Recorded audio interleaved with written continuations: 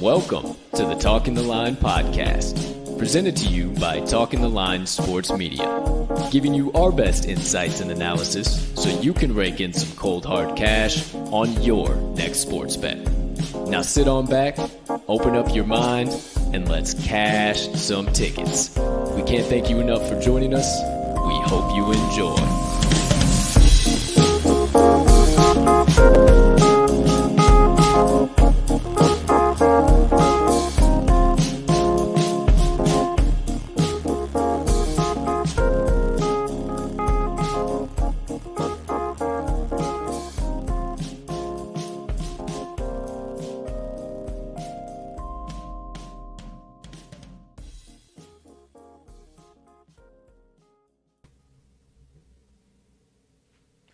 Good morning, good afternoon, good evening, ladies and gentlemen, degenerates and gamblers, far and wide.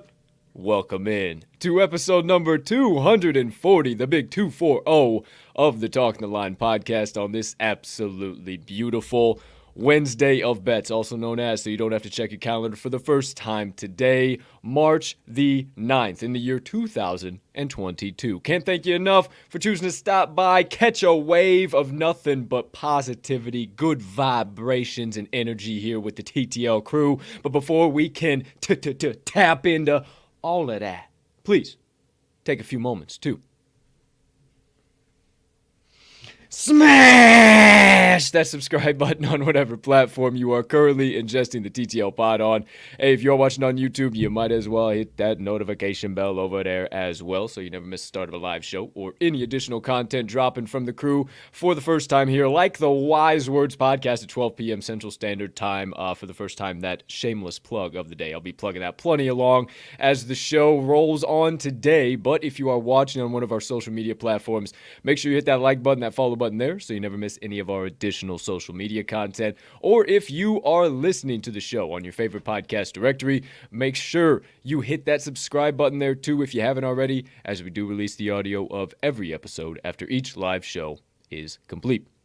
Next item up on the docket. You can be so kind, you can find it in your heart to do so. Hey, while you're watching today's show, maybe hit that other like button. Leave us a comment, leave us a rating, jump on over yonder in the live chat if you are watching live. We'd love to connect with you guys live here on the show. Or hey, maybe send it, or not send it, well, hit that share button and then send it on over to your friends, enemies. I'm all over the map. Hit that share button. Send it on over to your brothers, sisters, mothers, fathers, aunts, uncles, friends, enemies, neighbors, people who live on the opposite side of the damn globe as you, but you would refer to as a good old-fashioned ticket cashing degenerate. because that's what we are here at the TTL Pod, and we can't thank you enough when you do all of those things, because it only helps us make TTL Sports Media bigger and better for each and every one of you. Last, certainly not least, in this morning's formalities, head on over down there to this episode's description, where you locate the Talking the Line link tree. Within that link tree, you will find the TalkingTheLine.com website, all of the TTL Crew social platforms, and our additional content, so you can consume all of that jazz in one convenient location, however and whenever you please.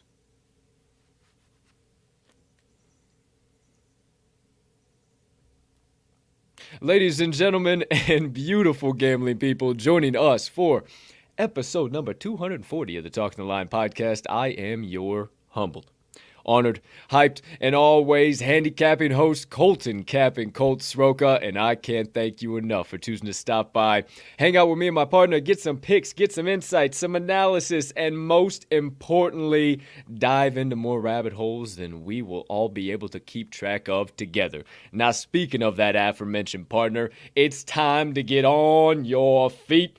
Put your hands together, because he joins me now live in prime time. You know him around these parts as the man, the myth, the degenerate gambling legend, and you better bet your bottom dollar every day of the week and 10 times on Sunday, the TTL Crew's resident Southsider, and now, goodness gracious, the cheddar is rolling out of his ear holes, the TTL Crew's resident cheesehead faithful himself, Mr. Riley, RMags Magnuson. Partner, how you doing over there today, pal? Oh, baby. The cheese is smelling nice coming out of the fridge this morning, dude. I'm feeling solid over here. It is a beautiful Wednesday. Broke the news yesterday live on the show, dude, as far as he's coming back. We don't know as far as what the money is. I know all these news stations are still rolling with the $200 million, despite Pat McAfee and the horse's mouth himself saying, hey, that's not true. I didn't do that. I'm coming back, but that's wrong. And everyone's like, Shefty said, Rappaport said, but nonetheless, he's coming back, dude. So I'm feeling good. And aside from that, another wild day of basketball yesterday. Another wild day of basketball starting in about 20 minutes over here, dude. It's about Christmas time here in sports world, if you do say so yourself. You know what I mean? It's time for the madness, baby. I'm loving every second of it, man. I got action on every screen possible at every moment possible. I got this monitor, that monitor, this monitor over here. I got a TV behind this curtain. I got a TV out there. We're just constantly staying up to date with what's going on with the madness. So, that all being said, hell of a slate yesterday. Not too terrible from the TTL Crew. What do you say we recap all of it from yesterday, huh? Yeah, let's go ahead. All right. So, my friends, let's take a quick trip back to the future as we recap all of the TTL Crew's best bets of the day from March the 8th, 2022. Okie dokie. Partner, I'll let you have the floor again. Get it off your chest. Whatever you got to do. Scream, yell, beat the damn mess out of your desk over there. What do you got to say for your Pacers and your Pelicans? That's about what I got to say, dude. Brandon Ingram, I don't know that I would have changed, but I guess it's about that time. It seemed like this year, about that same time, maybe we got to pull back the reins on the early morning NBA betting, because this late afternoon NBA injury announcement that nobody was privy to by any means, and it doesn't seem like the books were privy to it by any means either, is coming down about 3, 4, 5 o'clock in the afternoon. So buyer beware in the early mornings, apparently. Don't know that would have changed it anyways, but obviously the best player on the floor would have probably helped both ends of the floor. And the Pacers, man, I tweeted it out. I don't know what I deserved, what I did deserve, that type of roller coaster as far as 90% looking like they're covering, 10% looking like they're covering, back to 90% taking the lead with a minute left, and ended up with a nice little push. So, short memory. I'm doing all right. I'm feeling good, but it was a rough one last night. I like that, but might I add why I may think that happened to you? No. Okay. All right. Then I won't say it. Fine. Fine. Kidding. No problem. Go No ahead. problem. Dude, been standing on the mountaintops just saying, fuck the Pacers, fuck the Pacers, fuck the Pacers. And then they did that shit to before you the left, trade right. deadline, Well, but yeah, that it was in my head, too. No. It That's was probably before what I did. It was before yesterday's game. But hey, that's okay. No problem. No harm, no foul. It's part of the damn game we play, my friend. You're all good. I know you're coming back today with the damn vengeance. For me, 2-1 on the day. I am now 9-3 since Sunday, catching fire right into March Madness time right now. Jacksonville plus 2.5. Please, my friends, can we take a moment of silence for everything the Jacksonville Dolphins have done for us as a program this season? Thank you very much. Thank you, Dolphins. We appreciate the hell out of you, man. I was still confident in the plus 2.5. I was confident in them boys, man. Yeah, do your thing. Well, no, I didn't realize. So we didn't talk about it, but Bellarmine, I didn't realize they weren't eligible. I thought it was like they had some sanctions, they did some bad recruiting practices. I didn't realize that they've only been in D1 for a couple of years and they're not eligible because of that transition, which is a clown show in my opinion, man. Yeah, that's kind of fucked. I mean, you have that expectation that it's going to take them a few years, but if they turn it around and figure it out, then let the kids play, let them get in the dance, dude. I mean, right. What? I didn't realize that was a full situation over there. Yeah, I didn't either. That's a little something. The more you know. Boston College -2 after a little bit of a early first 5 minutes sweats. They pretty much pulled away with that one, and then Delaware sweated out all the way to the end, and then ended up winning by 4. So no problem, no harm, no foul there. Told you everything that happened did. 2 for Tuesday parlay above us. I ended up playing Quinnipiac plus 2.5 on the side. A couple of people hit me up like, "Hey, you really like Quinnipiac that much?" I was like, "Yeah, I'm playing it straight too." They played it, shot out. That bad boy hit. Dallas, Nashville. They tried to do the classic third period. Let's put a million goals in. We needed maybe 2, maybe 1, 2, or 3 would have been excellent within the first and second periods. Just in the first and second periods. It didn't need to be all in one, but that got us. Speaking of 1-1, Moneyline Dice yesterday, the Rider Broncos, which Mags is petitioning to change the name of that mascot because it's total bullshit in his opinion. Rider Moneyline is a big W, but the under, no siree Bob, steamed over. So now, my friends, on the week, OTW, 1-3 for the Moneyline Dice, if you can do some simple maths from 0-2 yesterday.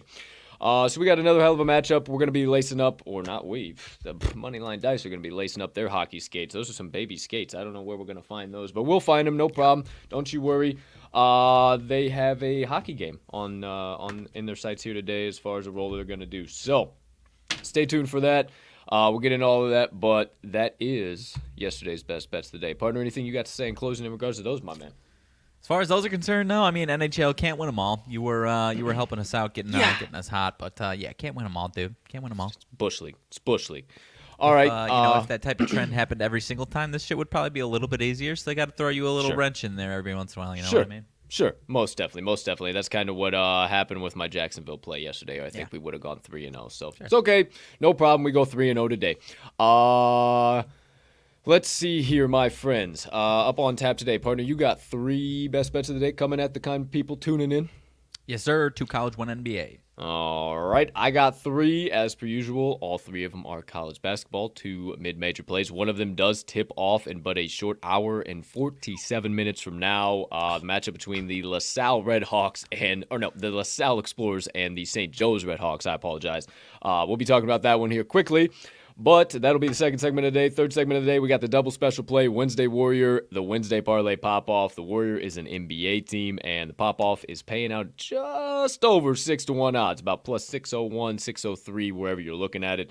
And then we'll recap all those, get into the aforementioned Moneyline Dice roll of the day, Washington Capitals, Edmonton Oilers. We'll tell you all about that in detail, or my partner will, rather, once we get to that spot. And then second half of the show, we'll let the train fall completely off the tracks. We'll dive into rabbit holes. We'll go on scoofling along the rest of the show here and see what the hell kind of nonsense we can turn up from some of these rocks that we flip over on the second half of the show. So I'm looking forward to that. Wildcard Wednesday, you know the drill. If you've been tuning in, you know what the hell's coming. So without further ado, Mags, before we dive deep into it, anything else you got I missed? Any late breaking news before we get in the first half of the show? Talk everything best bets of the day. Only late breaking news. John Rothstein, according to him, USC's Andy Enfield signed a contract extension through 2027 and 2028 season. And he was, I didn't know this, but apparently he was a prime candidate for the old vacancy at Maryland. So that would have been a huge swing for them. But why not stay over in sunny Southern California? Because he hasn't been with USC that long, though, right? So he came. That 3 was years? He went from Florida Gulf Coast. I think it was directly after their year that they had. Was it really? He's been there for a handful of years, and it took a few years to get it off the track. See, I think he was on the hot seat a couple times, and now I think it's like everyone's realizing, who he is again because they've been really successful the last couple of years. So I think he's 100%. Been there 6-7 years. Wow. Okie dokie, Artichoke. Nice Well, the more you know. Nice extension for sure. That's a whole bunch of years. Who knows what the hell's going to be going on in 2027, 28. Hopefully I'm still sitting next here to you. Who knows? I could walk outside and get hit by a bus or something. You know, this world's wild out here, ladies and gentlemen. Be careful. Mind your T's and P's while you're out in this crazy space. I didn't mean to get dark and morbid there. I'm usually not that kind of guy, but just trying to, fucking be careful out there. This is a crazy fucking world we're living in here nowadays. That all being said, let's get out of that rabbit hole. Let's get the good vibes flowing. Let's get the positivity pumping. Without further ado, flipping the screen. Getting the ticker rolling. The ticker ticking, if you will. And without further ado, it's time for the first segment of the first half of the day. RMags Best Bets of the Day. Before we dive into that, I ask all of you to lift your mugs up high. Oh, shit. To me. To you, to all you beautiful people sipping the black elixir gods on this gorgeous Wednesday of bets. Take your sip, and I'll be right back to kick it off. Oh, baby. Okay. Oh, child, please. Partner, let him rip, let him have it. And as always, you have the floor. Dude, a little overnight. We didn't realize we ran out of coffee beans. 8:30 last night. It was a business decision. Do I want to walk 10 minutes to the old store or little overnight Starbucks action? Bad boy was at the door by the time I woke up this morning, dude. How about clutch action? That's not too shabby. That's not too shabby. I got some espresso pumping here today, dude. Oh, okay. Full cup of espresso. Some AK-47. Right. Shout out Black Rifle Coffee Company. That sounds is intense. Some fire. Yeah, it's got me. Intense. It's got me going. I love it, dude. Yeah, okay, it's like a circus. Intense. Okay. All right, here we go. Let him rip. Let him have it, partner. You have the floor. All righty. I won't be laying down those types of jokes over here if that's what you're expecting. That'll be here in about 10, 15 minutes. What's over that supposed to mean? I don't know. I'm just saying. Maybe I'm the jester. Maybe I'm the circus clown. No, that's okay. I just don't have. It was more of a compliment. I don't have the entertainment to bring as far as that aspect of it. But hey, I've got 3 plays today. I'll kick it off with the NBA and get on with the old March Madness conference tournament plays here. First play up. Shield your eyes, friends and family. I am fading our Chicago Bulls today.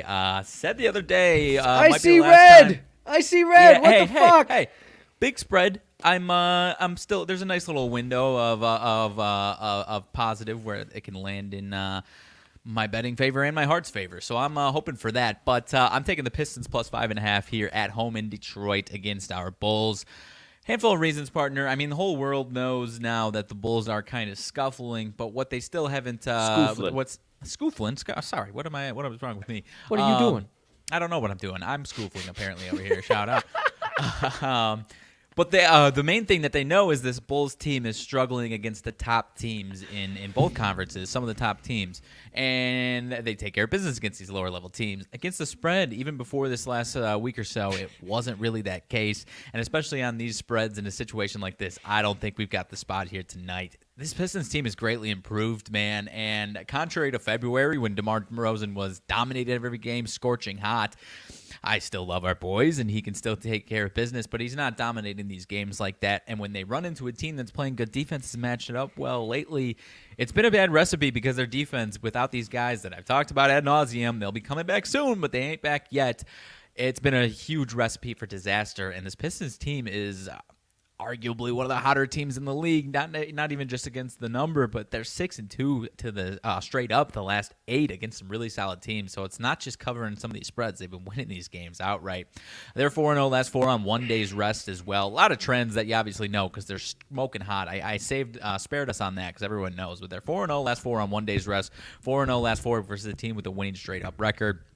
And the Bulls 2-6-1 last 9 on the road. It's been rough away from home against the number, a large part for the season, but especially lately. And 1-3-1 last 5 versus a team with a losing home record. So, like I said, they've obviously been scuffling. Everyone knows they've been scuffling against the best teams in the league, but against the number here, especially on the road here, it's been rough as well. So, give me the Pistons plus 5.5. I'm going to be hoping for a Bulls straight up win and a cover from the Pistons to appease both my wallets and my hearts. But give me the Pistons plus 5.5 to kick it off. Do your thing over there, brother, man.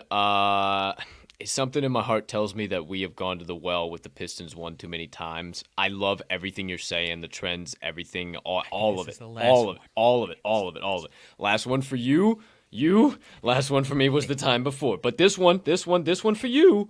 Going to the pay window. I get involved. It's mush-tacular. It ain't mush-tacular, pal. Hey, look, mush-tacular. I've been riding the wave. This isn't a situation where I feel like I'm jumping in because it's, look how hot they've been. I've been riding the wave, so I got to continue riding the wave. You know what I mean? Absolutely. I dive in with you once again. It's going to be mush-tacular, bro. I'm not letting it happen. Fair enough. CC Talking the Line Podcast 2022.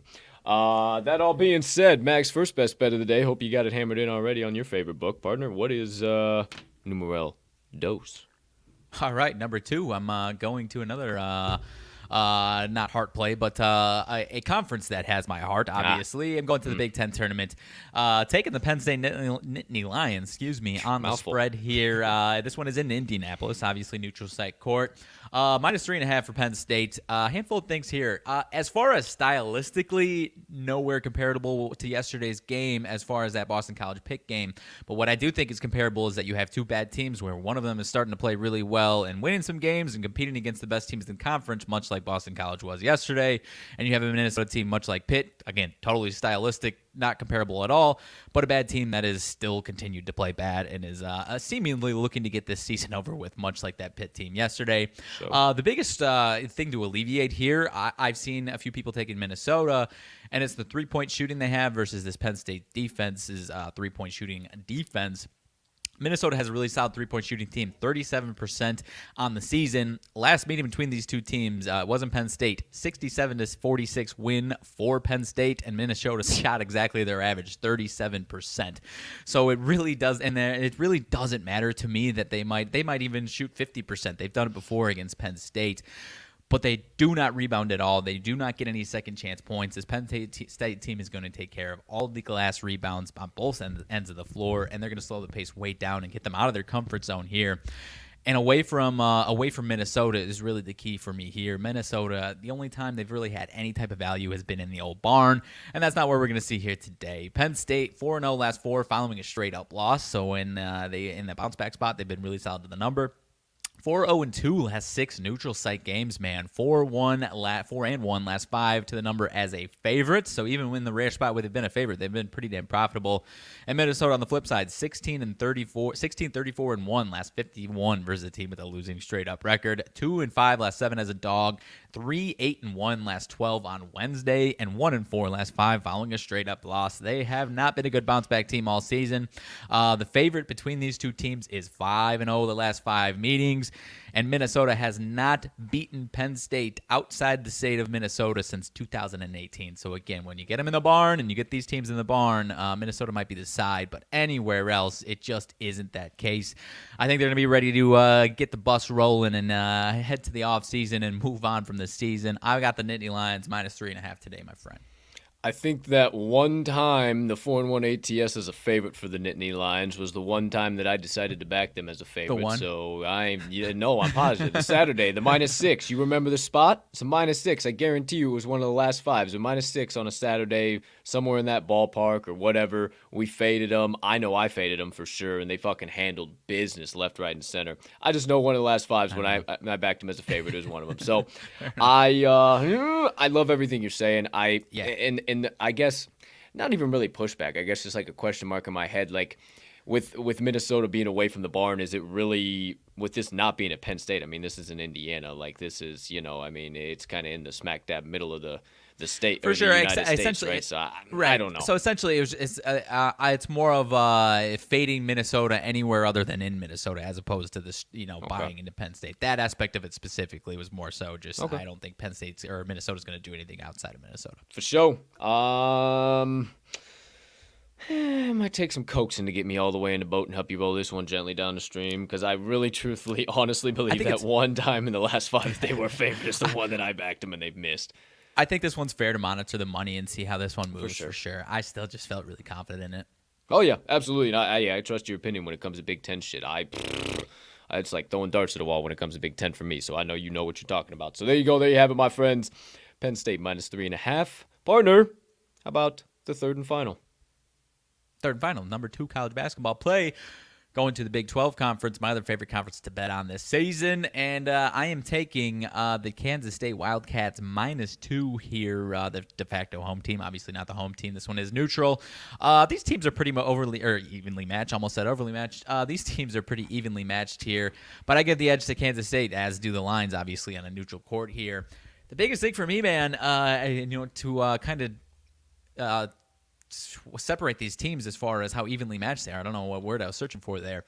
West Virginia just doesn't travel well. Doesn't matter if it's home or away, neutral site. They're 2-1 straight up on a neutral floor, but it's Clemson and Elon. Wins over Clemson and Elon. Not really anything that's impressive to me. Lost to Marquette on a neutral floor as well. They have one straight up win away from West Virginia, aside from those two neutral site games. So obviously this isn't an away game.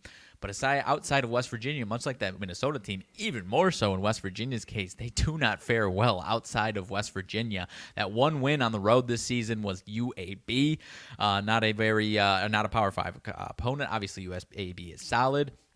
But this team does not travel well at all. And contrary to them, K-State has traveled really well against the number, combined away and neutral site games. They are 10-4 to the number, man. When you get them at home, they've actually been a really overvalued team, but they continue to be undervalued when they travel anywhere outside of their home gym. So I think that's really going to be what matters here tonight, man. And West Virginia, another team that has been scoofling all season long. They had some success early part of the Big 12 season, especially at home, but the wheels have fallen off. And K-State, if you look recently, it obviously hasn't been, they've been scoofling themselves for sure, but it's against some of the best teams in the Big 12, really tough opponents that are playing for a lot more than they are. And I think K-State still has a lot of heart to play with, as opposed to West Virginia. They just don't seem to be in that same spot. So a few trends, and then I'll be done with it. K-State 5-1-2 last 8 versus a team with a losing record. 4-1 last 5 on neutral site games, so that is a nice favorable spot there. 6-2-2 last 10 following an ATS loss, so when they fail to cover, they've been a solid bounce-back team. West Virginia against losing teams, 8-17-1 last 26, 5-11 last 16 overall. Just the last 16 games overall, it's been rough, and 3-11 last 14 as an underdog. Things have not been going well lately, and 1-5 last 6 following an ATS win. So even when they do get that win in the win column over there, like they just did, it has not been followed up very nicely. So I think this is the standalone game for the Big 12 today, and I think K-State's going to roll. Our man Bruce Weber's going to have them ready to rock. They've been they show up to this conference tournament ready to play, and I think that's what we see here today. Give me the Wildcats of Kansas State -2. You know I love my Cats more than anything. It looks like. Obviously, we're going to talk about this play later. Obviously, I'm in the boat on this play, or we wouldn't have backed it in this other spot. But it just feels like such a public, all the experts are coming out of the woodworks and saying, oh, West Virginia's been so shit all year long, +2. Are you kidding me? Kansas State is going to hog wallop them. And, I get the travel. I get all of that shit. But it's just it's March. It's March. I don't know. That's just where my head goes. But I love what you're saying. I absolutely love what you're saying. I love my Cats. Team in March, That's what I'm thinking. Yeah. And I just don't know if it backs off a little bit, because it's got a little bit more aggressive publicly since we've been talking. And if it backs off a little bit, like I think it will, I'm cool with it. I'm not worried about it at all, man. And obviously we'll talk about it when we get to the special plays again. Yeah. But if I'm going either of your two, I'm a lot more comfortable with the Cats for sure. And this West Virginia team just hasn't had an edge to them like they usually have with Huckins all season long, man. And I really think 100%. I think it's going to show again tonight. 100%. I agree with you, my man. All right, well, there you go. all of RMags' 3 best bets of the day, 2 from the college hardwood, 1 from the NBA. Partner, anything else you need to relay? How about that? I'm a opponent. I didn't even know it. No, I think I'm all set over here, my man. Okie doke, artichoke. Well, then without further ado, it's time to flip the screen. It's time to hit the old ticker. It's time for my best bets of the day. Okay, you know the drill. I got to get the old monitors flipped here. Okay, you guys over there. The old notes are up here. The Mid-Major King has entered the chat. Hey, partner. You know the drill. I do. An A10 Annihilator a day keeps the doctor away, bay, here at 12 p.m. Central Standard Time. The St. Joseph's Red Hawks tip off against the LaSalle Explorers, and I say this is one of the most fugazi lines on the entire damn slate. We're taking the LaSalle Explorers plus 2.5, my friends. Honestly, line jumped off the screen at me how well LaSalle has handled business against St. Joe's this season. Now, put a pin in that. They have met twice already. We'll be back to it a little bit later on in the analysis. But the rabbit hole that really got me down to trying to make a play on this one was the line movement. Now, St. Joe's opened at 3.5. They're currently sitting at 2.5. Despite the last time I looked, the line was frozen with them getting 66% of bets and 62% of money on that 2.5. So it is not going up. It's not moving. It's not becoming any more aggressive, especially with one of the standalone games. You really need to see that when there's a public side, and you're simply not. So I think it's a setup for St. Joe's here today. And I also think it's a setup because everybody loves the Hawks, and if you tune into this show in any capacity, you know when everybody zigs, I zag, baby. So we're zagging to the LaSalle Explorers. They're simply the hotter team right now. 3-2 straight up, 3-1-1 against the number. They are 2-1 against the number as +1 to +2.5 dogs on the season so far. You'll know why I mentioned that here in just a second. But I believe they are going to be really solid here today because all season long, you know I've been watching the A10. We got a doggone saying on the show for crying out loud. LaSalle has just been really solid against these small numbers, and they've struggled against the big numbers. Whether they're dogs or favorites in those exact situations, they have been so good against these small numbers, and I think that continues because St. Joe's is inconsistent at best in this spot. 0-2 against the number as a 1 to 2.5 point favorite this season. 2-4 against the number as a 2.5 point dog to 2.5 point favorite so far this season. So that spread there as well. So they're terrible in this spot, and they're not hot at all. 1-4 straight up, 2-1 against the number in their last 5 games. And if you want to put your bankroll on that, go right on ahead. But we will be hanging out over here on the Explorers. Now, quickly, pull the pin out. A couple key closing thoughts here. The 2 meetings between these 2 teams. The first one was in January the 17th. LaSalle won 75-64 and covered as a 7-point road dog. And then they became a 1-point home dog on the second meeting on March the 2nd, 2022. You tuned into this show. I told you to back St. John's. No. This is not a spread or a fade of that spread or a fade of that play or whatever I was doing there. No. I purely think LaSalle has St. Joe's numbers. What happened in that game, my friends, if you didn't watch it, if you didn't bet on it with me, the Explorers were up by about 22 points, and they put in their third-string team. The season's pretty much over for them. They had seeding locked down. They really didn't need the game, and they had the game literally ripped out from underneath them, and all of a sudden they said, well, we got to win this game. So they put the first string back in, shut it down, won at 49-48. They covered as 1-point home dogs. I don't think it's going to be that sweaty, that electric. I think it's going to be an absolutely nuclear power plant of a game for sure to get things tipped off in the A10. But I think that no problem. We cover the +2.5 with the potential of LaSalle getting another outright win, their third outright win. Try saying that 5 times fast against the St. Joe's Red Hawks. But hey, you don't believe me for the first time today. Believe the trends. LaSalle, 5-2 ATS, the last 7 versus a team with a winning straight-up record, or percentage rather, below 400. So they played really well against the bad teams in conference especially. 5-2 ATS, last 7 falling straight-up win. St. Joe's, 15-33-1. How's that for your sample size over there, partner? Their last 49 following an ATS win. Here's another one for you, partner. St. Joe's, 1-7 straight up, their last 8 versus an A10 opponent, yet they're favored by 2.5 points here today. I'll let you do with that information what you please. please. 2-4 against the number. Their last 6 Wednesday games played off of their home hardwood. And LaSalle 5-2 straight up and against the number last 7 meetings with St. Joe's. Yes, they have had multiple outright wins as puppy dogs. Give me all of the LaSalle Explorers for the A10 Annihilator a day that will keep the doctor away for my first best bet of the day. I like my man. I think I'm in the boat with you. Those situations, I really like those situations where you laid it out for us, where the box score doesn't tell the full story by any means, and one team dominated them for however long, and then something weird happens, and then it's a box score game. It's a 1-point game, right? I like those situations a lot, and I think I'm going to be back with you. Money's here today. I know you wanted to put it on the old parlay pop-off, but we wouldn't have been able to clip it up, do all that stuff. So we got another one we can talk about. Not this next one, but it'll be the third one. So, second best bet from your boy coming here today. We're calling this one the Conference USA Crusher, because after we annihilate all the books, we're just going to crush them all and bring them straight to their knees. Now, this line jumped off the screen to me, too, because I've backed the 49ers in this exact spot multiple times this year, and they have smacked me in the mouth. My partner can attest to that. He's seen it happen to me. He's backed them with me one of those times, and it does not feel good. I don't feel like getting killed again today, and I think it is a setup and a half. I will not be fooled again, but I'm telling you, my friends, there's a little bit more to it. Line movement, once again, or maybe lack thereof in this particular case. The line opened at Charlotte minus 2.5, and it is completely frozen at 2.5, not going anywhere, not going up, despite Charlotte getting Charlotte minus 2.5, getting 82% of bets and 58% of money. It's actually ticked up a little bit since then, too. More of a public side. I am not buying it with zero line movement. That is a setup, my friends. Do not buy into Charlotte being favored in this spot. They might be 4-1 straight up, 3-2 ATS in their last 5.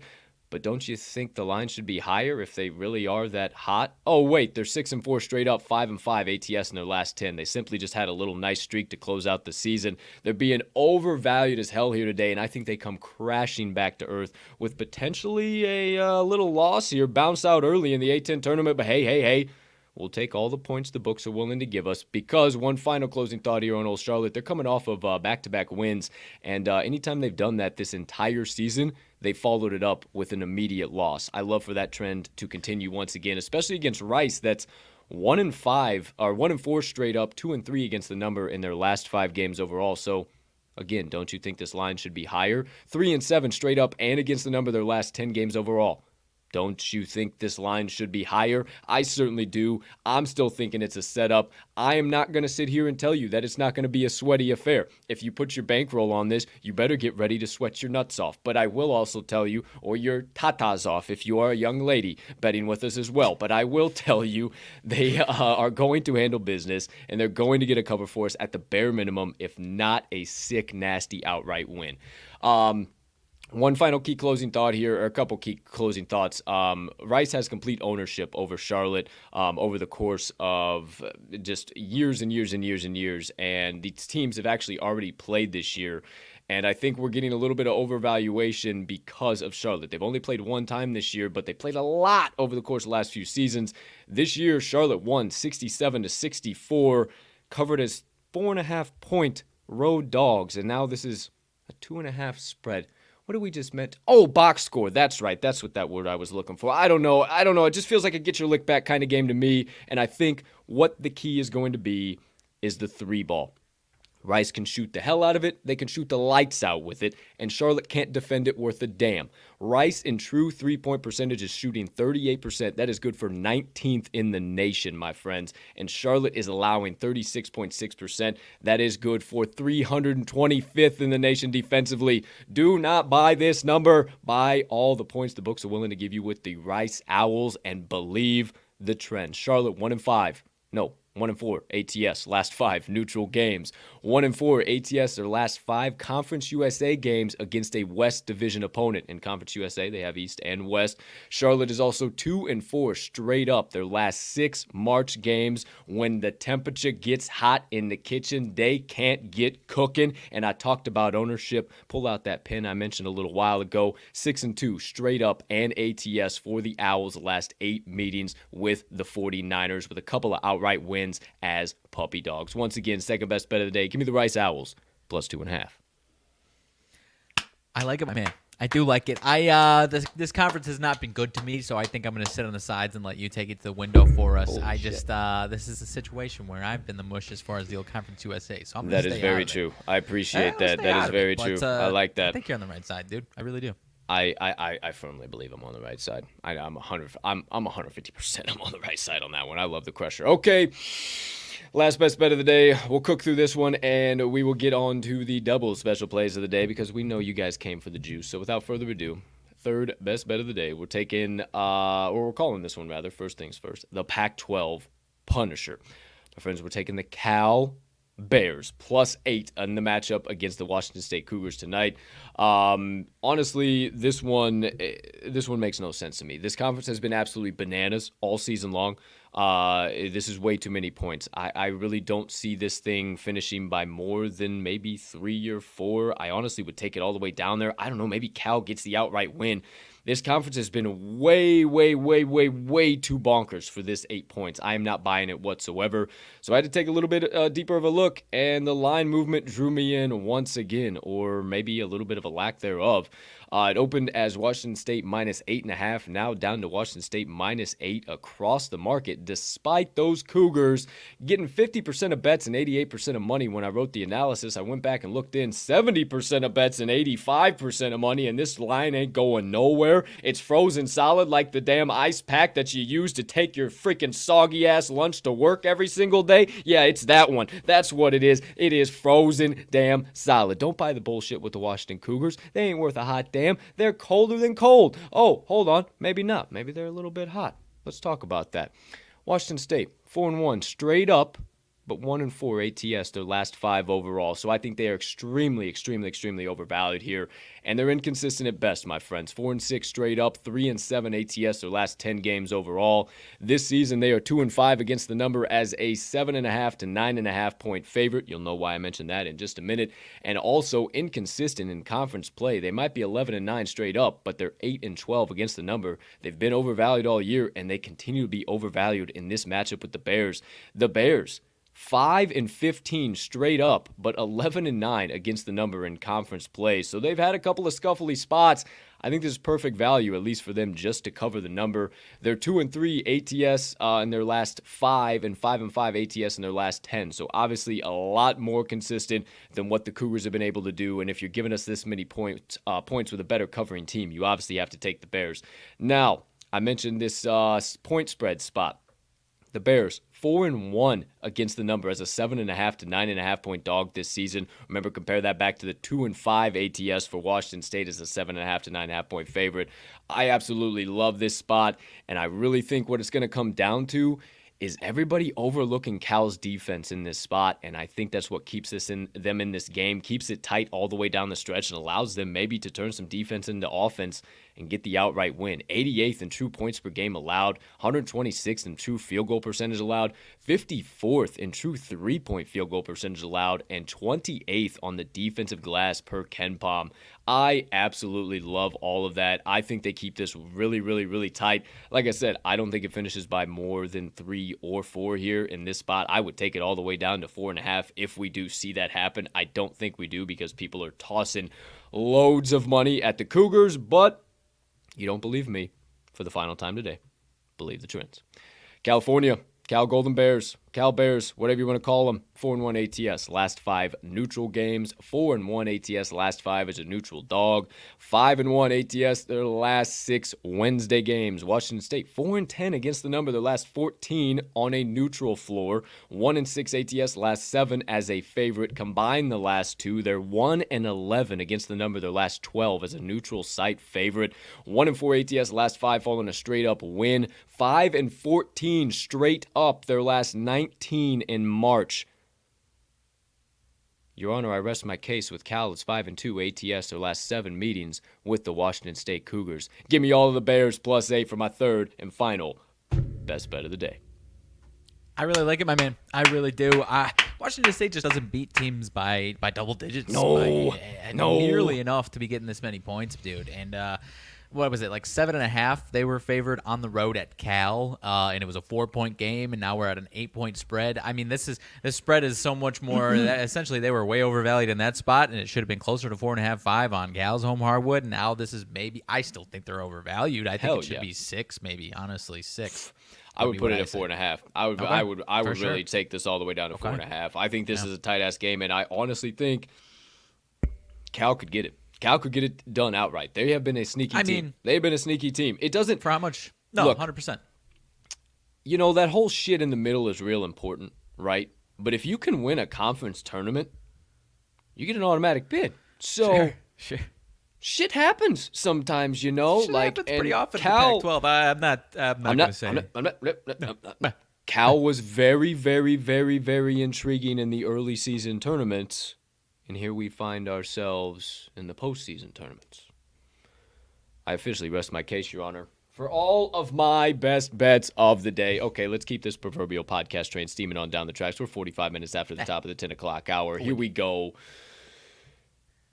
Today's special plays. The Wednesday Warrior and Parlay pop off. Ladies and gentlemen, you know the drill. You know what the deal is on Wednesdays. We give you a team that's absolutely hot. That's absolutely killing it. That is a warrior, if you will, hence the name of the Wednesday Warrior. They've been covering spreads left, right, and center, so we're about to dish them out again. And then we combine that warrior with one of Mag's plays and one of my plays to make the parlay pop off because we got to give you a little extra juice. Everybody loves a plus money parlay at the end of the day. Everybody wants to get a nice plus 600, plus 700. Sorry, I talk with my hands a lot. Plus 800 to the pay window. Today, we're working with plus 603, my friends. But before we get into the parlay pop off, let's talk about the Wednesday Warrior. Now, if you know me, I don't know shit about fuck when it comes to the old NBA world. Not a damn thing. Love college basketball. Cash tickets left, right, center, up, down, diagonal, whichever way you want to go, I got it. NBA? Not so much. However, when me and old partner Pal get involved in something together, we get that bad boy straight to the doggone pay window. So, partner, I'm going to yield back and let you tell the kind folks out there about our Wednesday Warrior play of the day, the Atlanta Hawks plus 4.5. Yes, sir. On the road, the Atlanta Hawks into Milwaukee. A handful of things here, dude. I don't know where to even start. Let's start with the Warrior trends, my man. 10-2 for the Hawks against the number last 12 on 1 day's rest. 4-1 last 5 following a straight-up loss. Very solid bounce-back Warrior. That's the type of Warriors that we're looking for. 4-1 last 5 on the day of Wednesday itself, my friend. Miércoles. Oh, fuck. I don't know, man. But a few things here, man. If this wasn't even in this exact spot, I would still be interested. The Milwaukee Bucks are on a back-to-back. They are 3-11 last 14, second night of a back-to-back, and they are traveling in this situation. So that is one reason why the number is so low, in my opinion, at least. And then this Hawks team has actually gotten the outright win versus the Bucks both times they've faced each other, 121-114 and 120-100. I told you, partner, this Hawks team, inconsistent in a lot of spots, but when they have a good matchup, that is when they really fare well. And they've got defensively a lot of guys that they can throw some different looks at Giannis and kind of throw them off their game, at least offensively. And I think that Bucks defense coming off the back-to-back is going to be a little tired and out of sorts. So I think the Hawks get this one done, potentially outright, if not a wild finish here, and we cover the 4.5. Miércoles Guerrero. I can't fucking roll. Guerrero. It's been a long time since I rolled the old RC. I haven't been fucking speaking Spanish. Miércoles Guerrero. Yes, that is a Wednesday Warrior. Working on it. I'll get back to it. Hey, cállate la wey, carones. Cállate, wey. Yeah, well, because it's like you do actually do it well.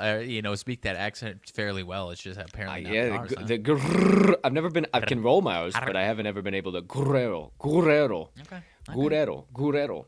I focus too much on rolling this son of a bitch. Hey, shout out to all of mi español compadres out there. Appreciate all you amigos y amigas. Speaking of, you saw it, dude. I hammered in top Spanish golfer this weekend. Oh, Mr. Sergio Garcia. Yodele, we pues. Yes, sir. Sí se puedes. Well, isn't that a actual Mexico chant, though? Yeah, I mean, yeah. Definitely not Spain. Definitely not Spain at all. Yeah. So I don't know what the fuck. Either way. Anyways, it's the Spanish language. Either way. Yes, you can. Yes, you can is what I just chanted. Okay, second. Okay. Of the two special plays, we're going to the parlay pop-off, my friends.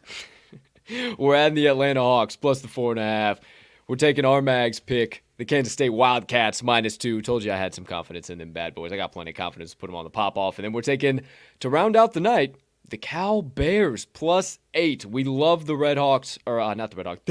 We love the Explorers plus the 2.5, but just couldn't dish it out quick enough and couldn't clip it out for everybody fast enough. So game starts in about an hour for that one, but we got plenty of time, not until 8 o'clock for the Cal Bears on the +8. So those three legs are paying out +601. Got you on those bad boys. So, partner, as I'm getting everything set up for the old recap today, anything else you got for the Wednesday parlay pop-off? As far as the parlay pop-off, I don't think so, man. I think we got a nice 6-1 ticket to the window, my friend. I don't know about you. We're due for a special play. We had some nice. Was that last week or 2 weeks ago? We had some nice ones. I think it was last week, right? Yeah, it was last week. We had like 3 straight. We had 3 straight cash and money. Wednesday Warrior rolling though. With last year, the Wednesday Warrior was a little hotter than it was this year. We gotta get back to it. I think we got the one tonight. Like the way you think. I like the way you think. All right. Well, my friends, without further ado, as I'm wrapping everything up here on this side, I kindly ask you, I'm a poet and I didn't even know it once again, to pull out your sports books, rip out your pens, your pencils, and your papers, or whatever mode, means, or method you utilize to take stock of the TTL Crew's best bets of the day, because as we sit here live in prime time, it is now time to recap all of the TTL Crew's best bets of the day for this gorgeous Wednesday of bets, also known as Hump Day, also known as March the 9th, 2022. Please, so kindly, oh, baby, that's gorgeous. Please, so kindly, gorgeous, turn your attention to the top left portion of your screen. Right next to my head, you see RMags picks. He's got 3 coming at you, starting on the NBA hardwood and then to the college hardwood. He's starting things off with the Detroit Pistons +5.5. Then he's going to the Kansas State Wildcats -2 and the Penn State Nittany Lions -3.5. On the opposite side of that, on the right top portion of your screen, you see my picks. All 3 coming from the college basketball hardwood. Kicking it off, 12 p.m. Central Standard Time, the LaSalle Explorers +2.5. Following it up with the Rice Owls +2.5. And then closing it out with the Cal Bears +8. In between us, our favorite special play that we need to get hot, and if you ain't hot, you're due, baby. I think it's going to be the latter. The Wednesday Warrior is the Atlanta Hawks +4.5, and then you add the Atlanta Hawks +4.5 to one of Mag's plays, the Kansas State Wildcats -2, and one of my plays, the Cal Golden Bears +8. You parlay them up, call it the Wednesday parlay pop-off, pay it out at over 6-1 odds, and bankrupt every damn book on the marketplace with 7 straight plays and 1 special play going straight to the pay window. But before we can do all of that, we need you to lock them in, hammer them home, sprinkle a little bit of dough down, whatever you need to say. Just make sure you get today's TTL Crew best bets of the day that are clearly primed for ticket cashing in it, whatever the current best line is on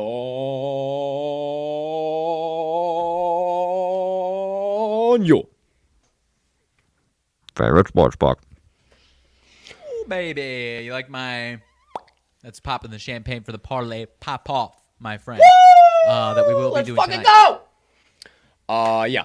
I'm hyped, dude. I love every minute of it. I love your shit. I love my shit. I love the Wednesday Warrior. I love parlay pop-off. I love I don't know where we're at. Big Ten tournament location. What do you got for me, Mags? She's in Indy tonight. I'll just spare you on that one. This is where the old Pacers play. Oh, damn. They've changed their name recently. I'm honestly blanking on what the hell their name was. I had to double check. It used to be Banker's Life, I believe. Now it is Gainbridge or something like that, I think. Gainbridge. Nonetheless, we're in Indy tonight. I'm trying to think. Okay. You been here? Yeah, I've been here before. Oh, okay. Not for a Pacers game, for something totally fucking different. Okay. But Gainbridge Fieldhouse. I sat right up here. There's glass partitions right here where the mouse is, right on the. Okay. I know you're blind as bad, but there's glass partitions right up here, and it's actually pretty sick. It's a really sick fucking venue. I would love to go there for a game sometime, nice. But yeah, it was there for a totally different reason. But yeah, this looks. I'm getting excited for this damn tournament, dude. Sure enough, big boy, I can't wait. Especially just fucking. Circa Stadium swim, just fucking. Oh. Oh, fuck. Dude, I don't know anything about that. What? No, I don't know. Circa Stadium swim. What the hell is that? I'm so excited for this week's Big Ten tournament that I was looking at Nebraska Northwestern thinking I can bet on it when I. This guy down here, folks. I say, hey, I was looking at Northwestern State. Them sons of guns, they were looking pretty good. He said, you were looking at Northwestern or Northwestern State? I said, Northwestern State. He goes, I don't know. Northwestern seemed like it had some pretty good value. I said, dude, we're in Illinois. And he is, oh, shit, I spent like 15 minutes looking at that. I'm actually glad I can't bet on that one, dude, because my heart tells me Nebraska, because they're smoking hot. Yeah. Northwestern 4.5. Why is Northwestern 4.5? I don't know. I don't know, but maybe we can discuss some of that on the second half of the show. But for now, we keep this bad boy steaming on down the tracks with the fourth segment of the day. That additional text you see on your screen. ML Dice Roll. It's whoosh / Edmund. What the hell does that mean, dude? Oh, that's right. All we got to do is change the ticker to find out. So without further ado, we come back in the screen and we tell you to get on your doggone blades, your skates, or whatever you want to call them. Rip out the sticks and throw on the sweaters because we're going to the NHL ice. Matchup between the Washington Caps. Shout out Biscuit. We love you forever and ever. Amen. And also the Edmonton Oilers. Now, I don't know a hot damn thing about this matchup. I couldn't tell you what the hell is going on here. I was interested in the under when I first saw it here today. I have no idea, though, because my name's not Moneyline Dice. Now, partner, we need some details on this matchup. So as per usual, could you be so kind as to fill in the blanks, good sir? All right, I'll do my best here. We are in Edmonton here tonight for this one. Washington Capitals and Edmonton.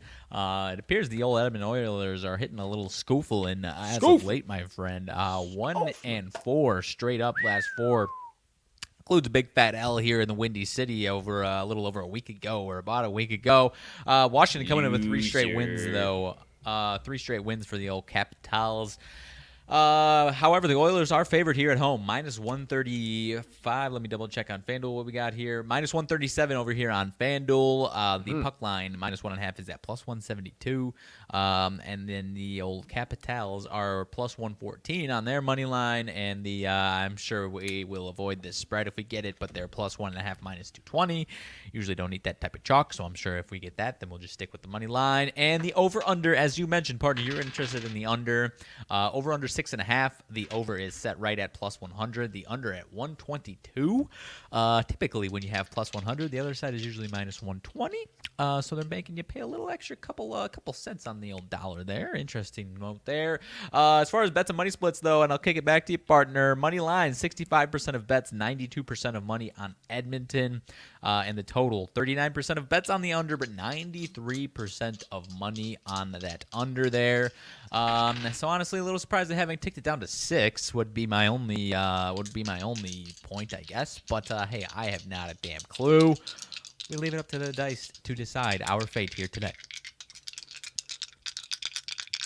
Oh, that sounds good. Little dice ASMR for your Wednesday morning. How you doing? Keep it, Mervin. Edmonton's still right around -128, huh? 137, -137. Oh, Jeepers Creepers, going up a little bit. I know that's 6.5. And that over, when I looked last, it was at +1.5 too. So, or +100 as well. So, yep. Very intriguing what all that means, but it was still right there when you were looking, yeah, +100, -1. When I looked this morning, yeah. Okay. So, hey, whoa, hey! It's all good. I got him. It's all good. So without further ado, my friends. Well, earth-shattering. Roll number 1. We're going to the home team. Edmonton Oilers are the away team. Washington Capitals. Shout out, Biscuit, as always. Shout out. I don't know. Neither does Mags. Haven't a slightest idea. But I promise you we all find out in 3, in 2, in 1. Away team. Okay. Capitals. Away team. Capitals. Unofficially. Capitals. Moneyline or ATS, probably going to be Moneyline or ATS either way because they are the dogs. ATS, we're not eating that chalk, so that one doesn't matter. Capitals on the money line, unofficially. Yes, final roll. Final roll.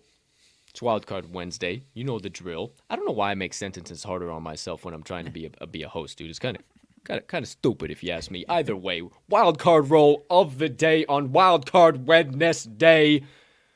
I haven't an idea. Mags, not a clue in the world, but we all hopefully find out without any of the re-rake and reshake bullshit for the final time today. In 3. In 2. How on dice? In 1. Under! Under 6.5. Caps money line on the under, huh? Okay, Dice. I can see it, Dice. I can see it. For a little context, Washington, last wild card spot, but a nice 12-point gap. The old Edmonton Oilers on the Western Conference side, sitting on the outside, looking in 3 points behind the old Dallas Stars. So this one has got some playoff implications on either side of the conference aisle, if you will, my friends. Washington Caps, huh? Oh, dude, I never read this. How to roll Moneyline Dice. Step 1, in order for successful roll home away die. Done. Okay, we got that. Number 2, roll Moneyline ATS. Done. Number 3, roll wildcard die if land on total. Proceed to step 5, skip 4. Okay. Step 5. Put down tracking book. What the fuck? Okay, put down tracking book. Step 6, lean back in chair. Okay. What the fuck? Oh, shit. Step 7. The dice have spoken!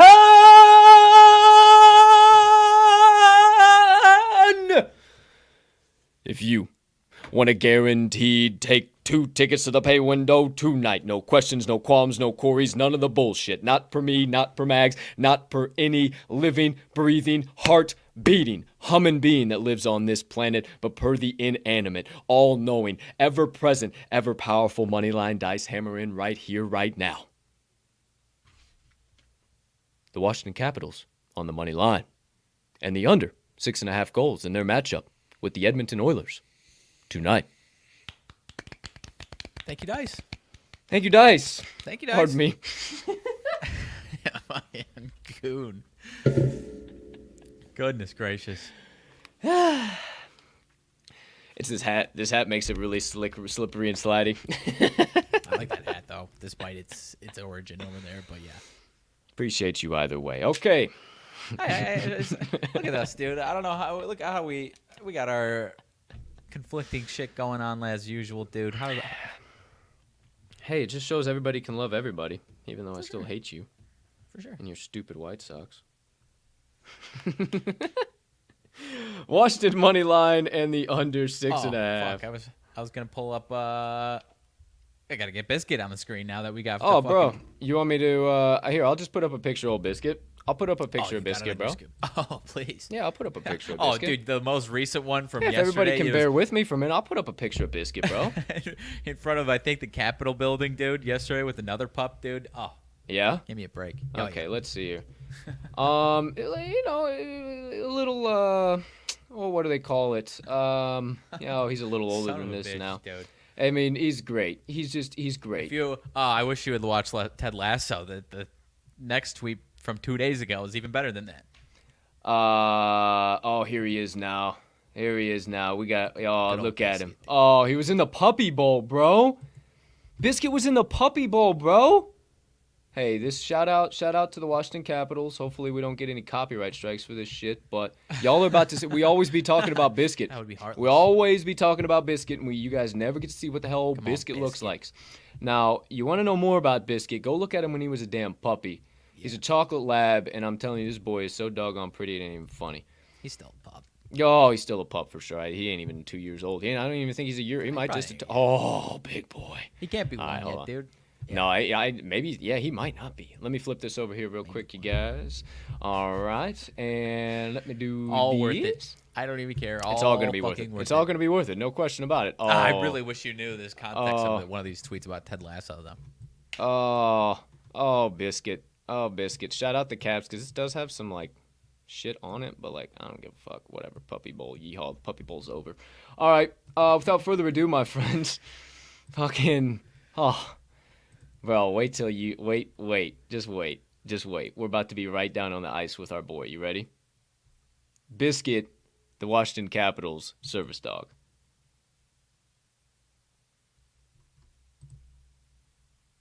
Oh, yeah. Oh, Biscuit. Oh, yeah. Oh, yeah. Biscuit. Oh, Biscuit. What's up, buddy? Oh, he's a dog and a half, dude, man. He's a dog and a half. It's not fair, dude. Every time it's like, how do I not actually put real money on this team when I'm staring Biscuit right in the eyes, dude? I know. He's a dog and a half. I love this Doge a lot. Found him when he was just a pooch. And he was a little baby boy, and I said, Max, you know about Biscuit? He said, what the fuck is Biscuit? I said, bro, you got to go look up Biscuit. You know, what the hell is a Biscuit? Oh, he's standing in front of the Capitol with another pooch. What a couple of good Doges. Just the bestest boys over there. Look at them, too. I'm telling you, follow the saga of Biscuit. You will not have another bad day in your life. I promise you, brings a smile every single morning. Yeah. No question about it. The reason, I don't know if there's probably more to it. Said very important visit to the Hill today with his buddy to advocate for the bipartisan bill, HR 5232, the Working Dog Commemorative Coin Act. If passed, it will instruct the U.S. Mint to create a 3-coin series honoring the work military and service dogs provide society. So shout out the boys doing the dog's work out there. Doing the dog's work out there. Let's go, Biscuit. More ways than one. Boys out there repping up.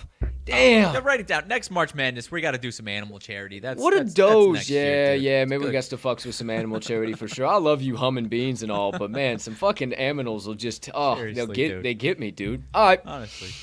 Well, clearly this old proverbial podcast train has fallen clean the fuck off the rails. So without further ado, mis compadres. Partner, what's been burning on the brain, melt on the heart, festering on the soul that you have been dying to get out to the kind folks that joined us on episode number 240 of the Talking the Line podcast on this absolutely beautiful March the 9th, 2022. All right, dude, if it wasn't for Biscuit, which I'm not complaining about ever, obviously, would have had a perfect segue as far as Cubs and White Sox into what I'm trying to talk about today. I'm not trying to talk about whether or not baseball is going to figure their shit out. It does seem like that's all anybody wants to talk about. But let's do our best to try and manifest some baseball coming back into our lives. Talking about some baseball concessions, my friend, okay? Whoa. Are you with me? Hey, now, what I just pulled up is I can smell the caramelized onions in the corner. Is that Budweiser? Is that Kentucky Bluegrass? Oh, I'm there, Mags. I'm there. Sign me up. Let's go. I'm there. Second of all, I'm there, side by side. But guaranteed rate field consistently rated number one in the league, dude. Pretty sure I spent about like $100 in concessions the last time I was there. I just kept fucking eating. I just was like, you can get your standard, brat, hot dog, whatever, or Polish. You get your, piece bacon, of cake. so-and-so kebab on a stick, dude. I'm going to go upstairs because we got tickets there. Oh, burger. Oh, hot dog. I was murdering that place. I ate that whole place down, son. Peanuts, dude, Cracker Jack, everything. Whereas so this one, what I got here today, we won't go down a Chicago concessions rabbit hole, or else we'll be on some nonsense. Weirdest food served at sporting events. So a lot of it is baseball, not all of it is. Little smash or pass for you today, okay? We both love our foods, okay? Oh, yeah. Hey, come on, Chef Colt. This one. Come on. Top of the list. I think it's going alphabetically here. It's good old head over to Bangkok for you, if you will, for some at Lumpini Stadium for some Muay Thai boxing matchup. Smashing or passing some alligator on a stick, my friend. Smashing the fuck out of alligator on a stick. Yeah. Alligator on a stick is some of the best meat that you can put on a stick. You ever had it? I don't think I have had it, but by the looks good. of that, I am absolutely interested. It is so fire, dude. Okay. Alligator on a stick. The Decatur celebration, basically like your Boone County Fair. They would have it every single year in August, first week in August, weekend or whatever the fuck it was. Bunch of bands and, your standard fair, but it's just like the entire downtown of Decatur, Illinois. And one of my favorite places to go, there was like a whole, I think it was Main Street. I don't remember what the street was. Not that that's even fucking important, but one of them was the Ethnic Village, and it was just like they had alligator on a stick there. They just had all types of different shit. But I always remember there being the alligator on a stick, and I had to always get it. One fried, one barbecued. Kind of chickeny almost. Everybody says that, but a little sweeter. It's funny. It's got a sweet kind of twang to it. It's interesting. It's interesting, but I like alligator a lot. I'm a huge fan. Fried and barbecued up. Sign me up. All right, number two, interesting one. This bad boy apparently has been served at Coors Field, Colorado. Apple pie nachos, my friend. Any interest? It's hard to see there. Any interest in a little apple pie nachos? I'm not saying smash, but I'm saying yes, I'm in. Because there is...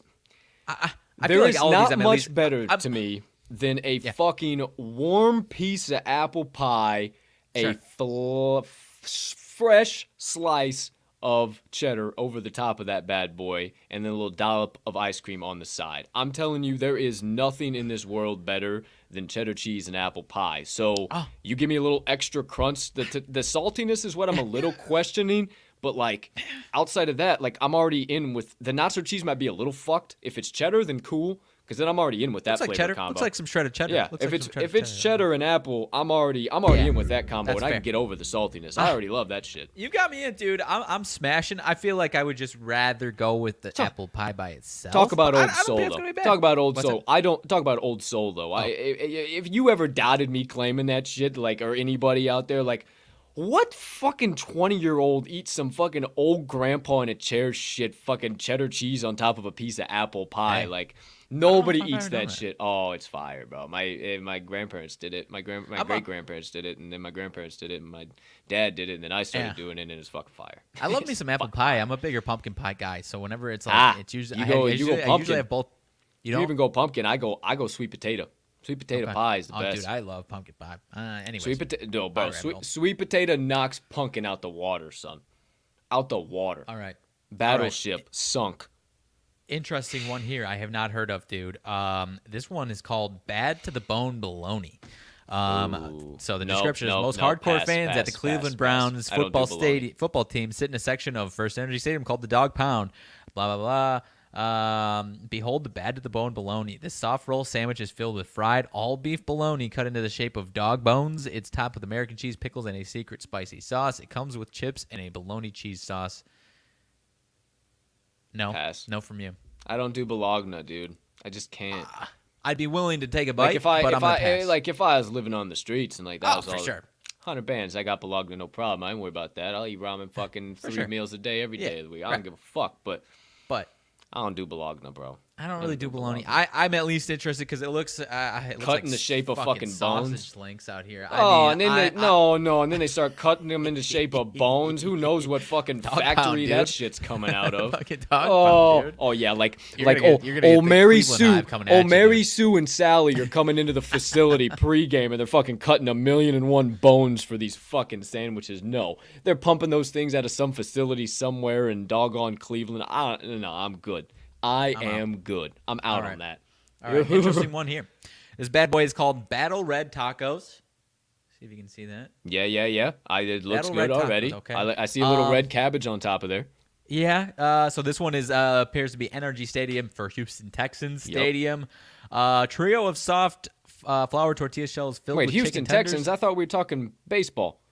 Yeah. So I was trying to do baseball concessions, but I got to weird concessions, and now it's just an anti-sporting event. Okay, for sure. I'll hold the baseball in hand. Gotcha. Right. You didn't clarify the parameters. I simply had to ask. I apologize, Magnuson. Hi. It would have been a little more limited. I like what we're doing here, though. I do too. Trio of soft flour tortilla the shells. Old tortillas. Filled with chicken tenders that are crusted with flaming hot Cheetos. Yes, the crispy, cheesy snack food that leaves your fingers bright and orange. The chicken and Cheetos combo is artificially topped by mango pico de gallo and sriracha mayonnaise. What'd you say type of pico de gallo? Mango pico de gallo. Ooh. You know what, dude? Sriracha mayo and some red cabbage. Do you understand the textures that are going on in that thing? And then it's just straight bing, bow, poo, straight to the fucking taste buds. I'm in with it. I'm not a fan of whether it's Cheetos, chips. I'm not a fan of getting the crunchiness of. I'd just rather have my chips or Cheetos, whatever the hell it is, on the side. So you're not a sandwich. You're not a chips on sandwich guy. No, I'm not. See, I don't go out of my way to do that, but I definitely will. I had a buddy. Shout out Scott. Scooter. Oh, Scooter's a big that Scooter. Yeah. Well, they called this kid Scoot too, but he was Scoot. There was 4 fucking Scoots, and I knew all of them at Illinois State. What is the fucking odds of that of Illinois? Shit? For serious. What the fuck are we talking about? So no, this kid we did because obviously I was in entrepreneurship, right? In one of our classes, we had to make a small business, from literally business plan to full investor presentation, and his shit was the chips on sandwich. He actually the sandwiches already had the fucking chips on it. And you could literally design. I mean, Blew my mind. I thought it was absolutely electric. Now, see, your eyebrows are touching. Probably not your type of store you'd venture on into. Probably would take about 4, 5, 6, 7 blunts and 2 dabs, and then we might talk about it. But I'm not out on it on any of it. Yeah. I just it's like if I have the option, having it on the side, give me it on the side and let me enjoy my sandwich the way it is. You know what I mean? So and I gotta say, I mean, everything else on this, and I'm trying, and I'll smash this taco that we got going on. Everything else makes it sound fucking amazing. 100%. I got Thor's hammer. I'm smashing the shit out of this. Okay. 100%. 100%. Nice. No question. All right. I like what they got going on over there in Houston. Moving on, this one's for the old San Antonio Spurs arena, AT&T Center. Brisket potato waffle.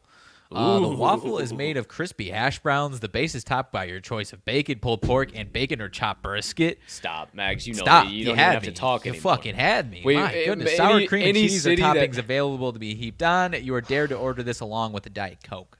Any city me and Mags find ourselves in together, the first place we look for is a good-ass barbecue joint to go to, and... Holy fucking shit, bro. I just got really hungry. Holy that is the fucking leader shit. Of the clubhouse for the list. A hash brown waffle? A hash brown waffle. And then you just start piling bullshit on top of there? So in. Nope, I'm good. I don't even know what the fuck else you need to put on top of that thing. A hash brown waffle, and I'm straight. Brisket, good. Chop and bake or brisket. How about all of them, dude? How about all of them? How about load it up and charge me triple? I don't give a shit. I'm in. Pork 5 ways, dog. I am straight with all of it. I made that pork 5 ways sandwich the other day too, or pork 3 ways.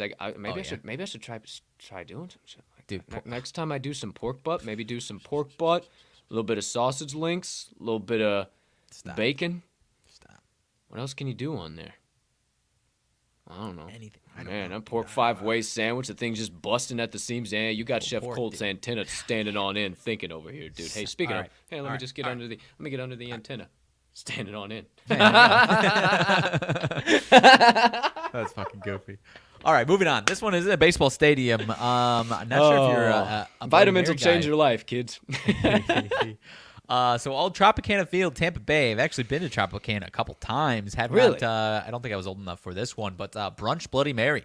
That's something they've got going on. You a big Bloody Mary guy? Smash. Oh, Bloody Mary plus take me to the buffet and run it down the whole down line and just stick it on a stick and just stuff it into my Bloody Mary and then drop it on my table. I am one of these people. I'm good. I want to smash. Being a fan of Bloody Marys, it seems like the coolest food club to be in. Wait a minute. I just don't. Am I? I'm forcing myself into it, man. Lately, the last couple of years. Hey, shout out. Oh, Medici. Medici and Norma, bro. On Sundays, they had a fucking shout out my boys. They had a fucking rocking the old shirt today. I fucking grabbed it and tossed it on. I didn't even realize that on. Fucking Bloody Mary bars on Sundays. I fucking love this place, dude. It was one of my favorite It was one of my favorite restaurants to work at, and I would work Sunday morning shifts, and they'd still have the Bloody Mary bar, and then I'd get off and I'd sit at the counter and I'd get sauced on Bloody Marys after I worked there. It was the best. I'm trying to force myself into liking them, dude. It's the coolest damn thing in the world, especially when you get these loaded ones like that. I haven't burgers and little mini sliders. Well, so let me tell you what's going on here. Sorry, we're down the rabbit hole. My fault. For sure. My fault. I love Bloody Marys. Okay, so only served day games. Full course breakfast is served in a keepsake mason jar. Probably wise that it's only offered during day games. Bloodies are indeed a brunch staple, but it's not best to arm fans at night with multiple keepsakes. Jars comes with sausage, egg, chicken, and waffles, donuts, and bacon on a skewer. My man, that sounds. I mean, the kebabs, dude, that they come with in these Bloody Marys. Sometimes, dude, that is hell. I of saw a one the concoction. other day. Oh baby. I saw one the other day that was like a pitcher, and it had a fucking whole chicken in the son of a bitch. Oh. It was like a smaller chicken, but like it was a fucking chicken, and it had a whole chicken in that thing. Boy, oh boy. You get me down this blood. Oh man, dude, I need to go have a Bloody Mary. I can taste clamato. I can taste clamato in the back of my taste buds right now. See that's the part of it, dude. I'm forcing myself into liking it, and it just hasn't been for me lately. Are you like tomato? You just don't like tomato? The tomato I like juice? Tomatoes. I don't like tomato juice. So much. See, I like clamato, which is clam juice and tomato. Right. So that's most forcing people don't myself like into that. it, dude. Yeah, I'm trying to force myself into it because it's not like you can get some different types of V8. Because I used to like drink V8 straight too, like that. I would drink V8 straight, and like they got all types of good little flavors of that shit. Like you can get some spicy V8. I used to bang those things down. Yeah. Oh. All right, here we go. This is a smash already. Burgeritza. This one, let's see. I believe this one is Atlanta Braves. I'm in. I just want to know how it's together. I'm smashing the shit out of it. I just want to know, what are they doing? 2 pizzas in a burger or a burger pizza? You insert a hamburger between 2 mini pizzas. The name is a given. Fuck me. I thought it was a pizza burger. I thought it was a hamburger pizza. This is an actual pizza burger. This is an actual burger, buns of pizzas. Oh, Lord have mercy. This might take the cake, Max.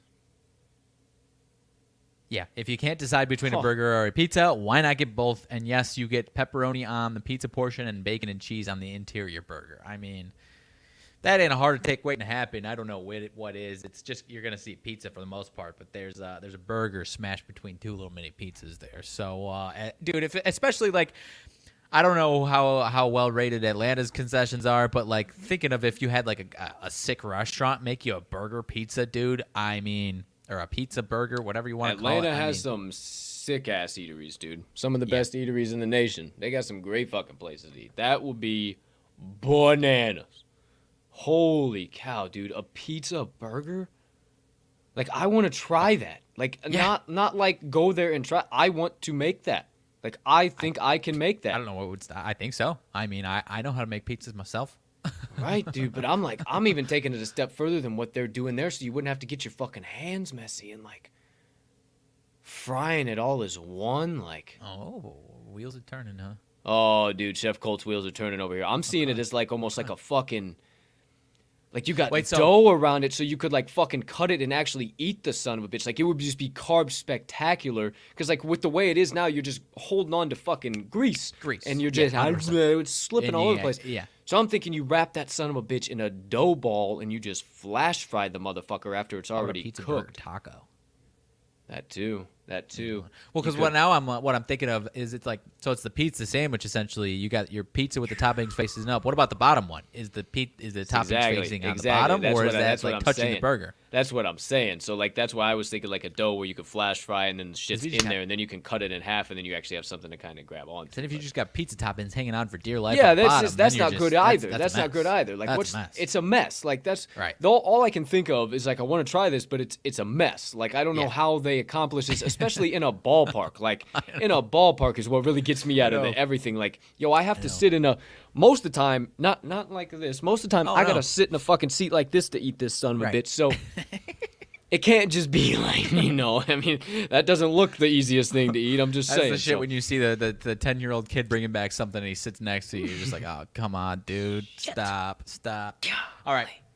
Where's the damn napkins? Cotton candy waffle cone. I'll smash. I'm not usually a big, sweets. You can't even see that at all. Man. No. Pull it away from your screen. The more you get it closer to your screen. I bet I can darken it up. But regardless, cotton candy waffle cone. Well, that's a little better there. Okay. The pink makes it tough to see because that's what how the cotton candy is. Yeah. Starts with the traditional ice cream cone that's filled around the rim with fluffy cotton candy. Your choice of Perry's ice cream goes inside this cloud of sponge. So it's essentially just a waffle cone of ice cream, but you got some cotton candy, covering the waffle cone. So yeah, I'm smashing, I guess I'll try it. I guess I'll try it for sure. Yeah. Anything with sweets, bro. I can't stay away. It's bad. Ham dinger. How about a ham dinger? Brewers. This one's at Milwaukee Brewers. Let's see. Pulled pork sandwich. Yes, please. A delicious donut of any stripe with a caked on sugary topping. Oh, so we've got a donut pulled pork sandwich. I've had one of these. It wasn't a pulled pork sandwich. It's a burger. But they made them. You remember it was a couple, maybe last week or 2 weeks ago. I told you about the Gateway Grizzlies field in Sauget, Illinois. They made one of those, and I made the fatal mistake of eating one of them sons of bitches before I played a 9-inning baseball game. And Lord have mercy. Great at the time, and then I baked in the sun and let it just bubble in my tummy, and then my gosh, it was bad. Oh, that sounds awful. But this looks freaking amazing, dude. You give me some pulled pork, I'm gonna do donut. A donut, like especially a Krispy Kreme donut, because they got Krispy Kremes rampant down there. Yeah. A Krispy Kreme donut burger is a life-changing experience. Life-changing experience. Okay. Period. I'm all about it. How about this I one? don't care how fucked my hands get at that point. I'm with that. Little toasted grasshoppers. The catching, preparing, and eating of grasshoppers dates back to the Aztec Empire. Following some path of logic, they actually sell these in Seattle, dude. You're in? You can keep that. You can keep all that. Okay. I thought you said you're in. No thanks. I don't care how good it tastes. I'm not a big fan of bugs. No, I'm not a big fan of bugs at all. My mother has a nice story about cicadas she always likes to tell.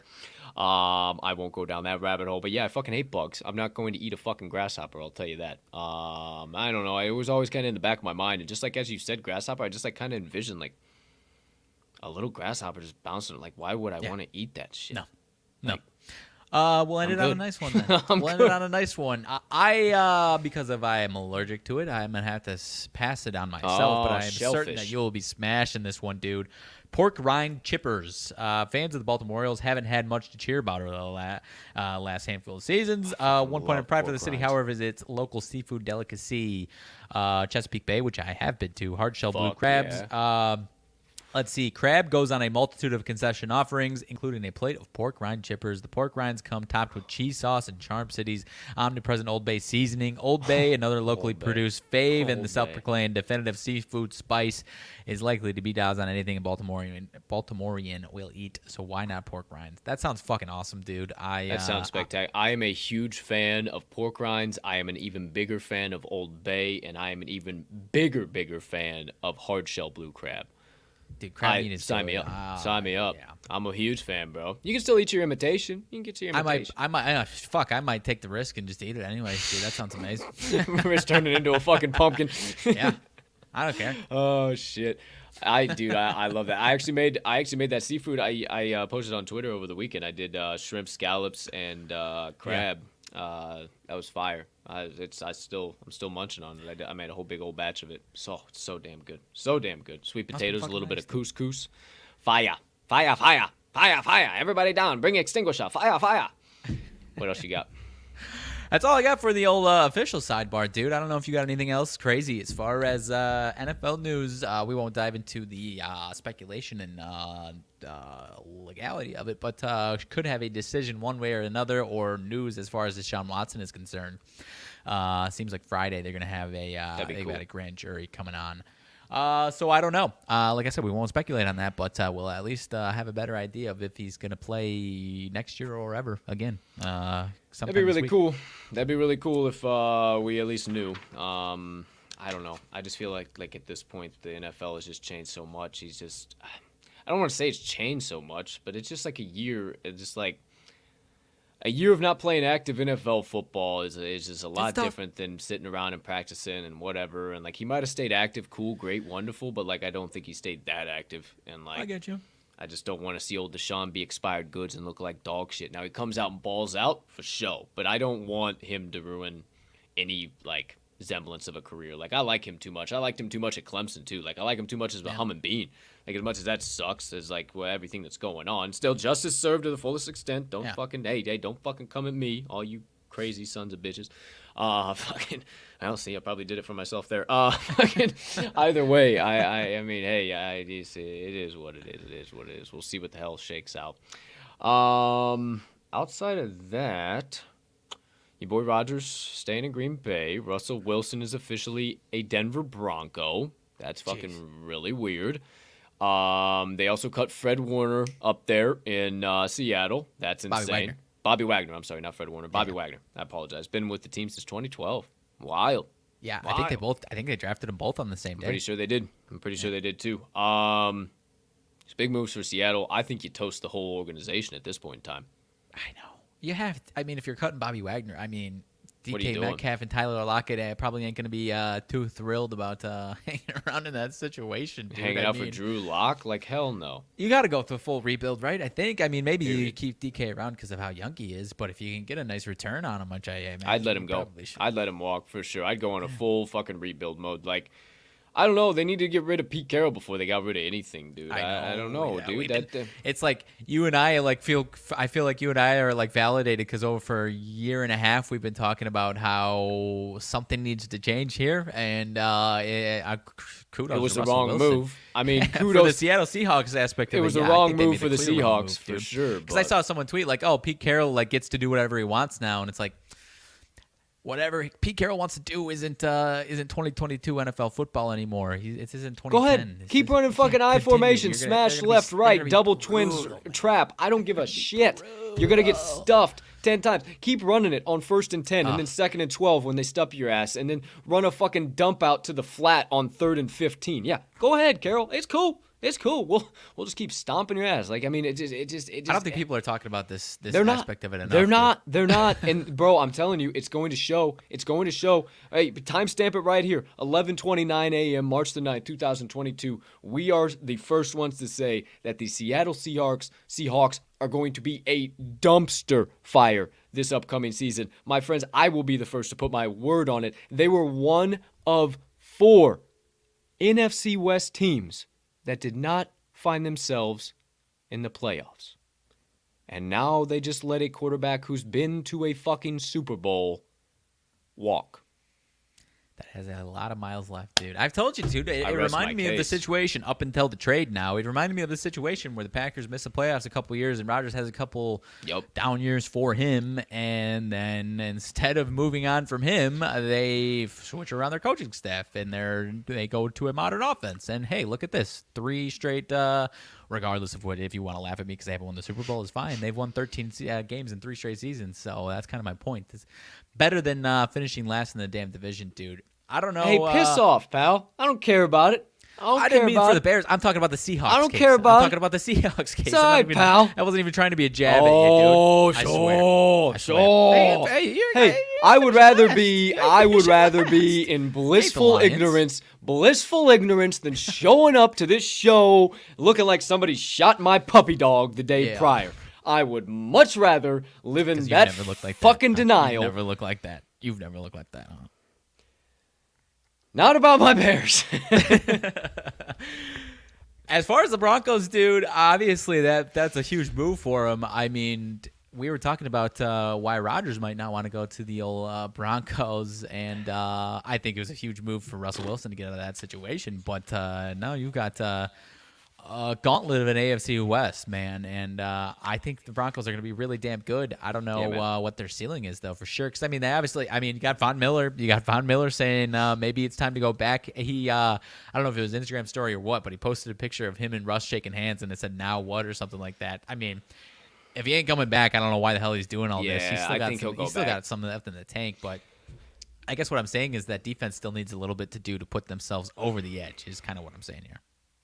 I think so too, and I mean, I don't know. You look at that tweet that guy we put out from the TTL page yesterday, the CBS one.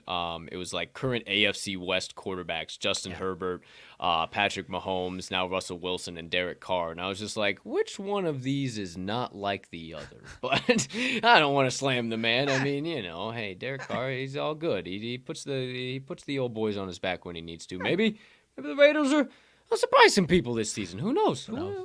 The AFC West could be crazy, but the NFL never stops. It never sleeps is the key point here. It's always going to be king. They're always making moves, and the headlines overshadow any headline that any other sport could possibly do. Fuck, it's March Madness, and motherfuckers don't give a shit. Please, seriously, dude. I saw last thing, and then we can move on if you want to. I saw rumblings of Trubisky to continue to team up with old DeBoll over in New York, man.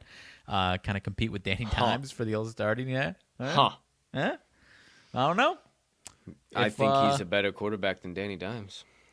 I think that might be a good competition. I don't know because DeBoll had him looking nice. I think small sample size, whether it's preseason or garbage time for the Bills. I think the offense was just bad for kissing titties, man. I really think it was. In Chicago? Yes, I think he is.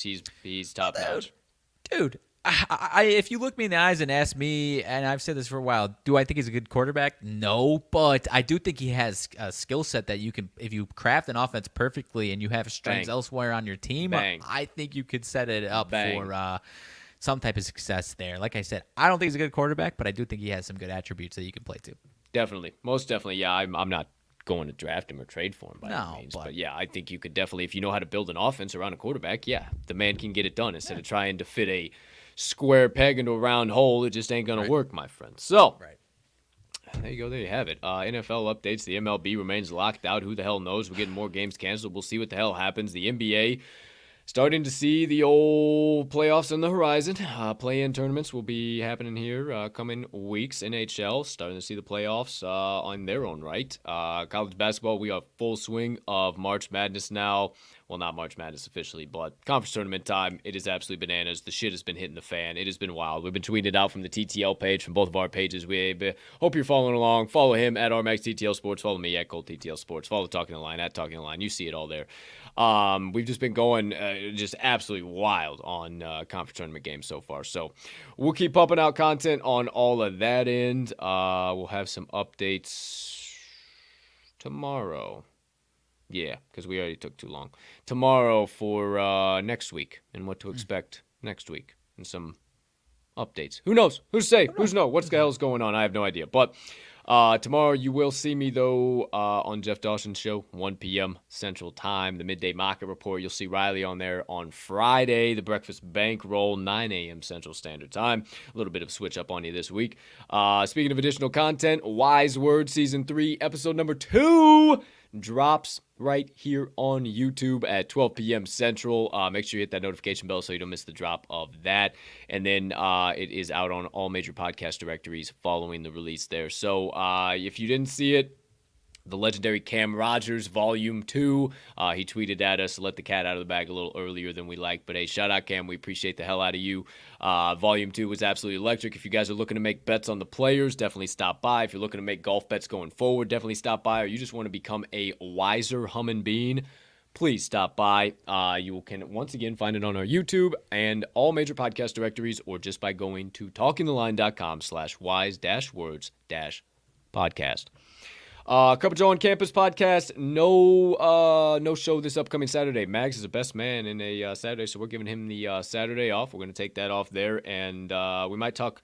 Probably won't know any lines or actually anything for Saturday, so probably just stay tuned. Whatever, we'll put bets out. We'll do whatever we do. I mean, you'll see plenty of content from us on Saturday, but no Cup of Joe on Campus on Saturday is what it's looking like. We'll officially confirm that, tell you for sure on Friday's show before we send you into the weekend. RMags Golf Blog dropped late last night. It is live in prime time. He'll be dropping it. We'll retweet it from the TTL page here sometime this afternoon. Make sure you keep your eyes peeled for that. I'm thinking also the college basketball blog is kind of ixlayed for the time being. Just not enough of a slate, and then it's really starting to kick off by the time we get. And by the time I get it done, it's 2 o'clock. These days especially, man, it's already rocking and rolling. There's already games going on. Exactly. We'll talk about it enough on the show. We'll do all that shit. So no more college basketball blog. I'm going to find a new one, but the new little topic or something to cover, who knows? We'll see. But the weekly, every Saturday UFC blog will continue to be pumped out. What do you got? Oh, I was just looking at a little score update. The old Syracuse Orange up 32-20 on the Florida State Seminoles first half. I'm excited to get at least one of those two teams out of our faces for the rest of time. I like what you're saying, for sure. Usually don't like that, usually don't like to kick people when they're down or teams when they're down, but those two teams, one of them deserves to get the hell out of here. Yeah. Bad. Okay. Anything else? Sacramento State, what is that, Hornets, I believe, correct? Hornets. Yes, sir. 35-26 second half over the old Idaho Vandals. We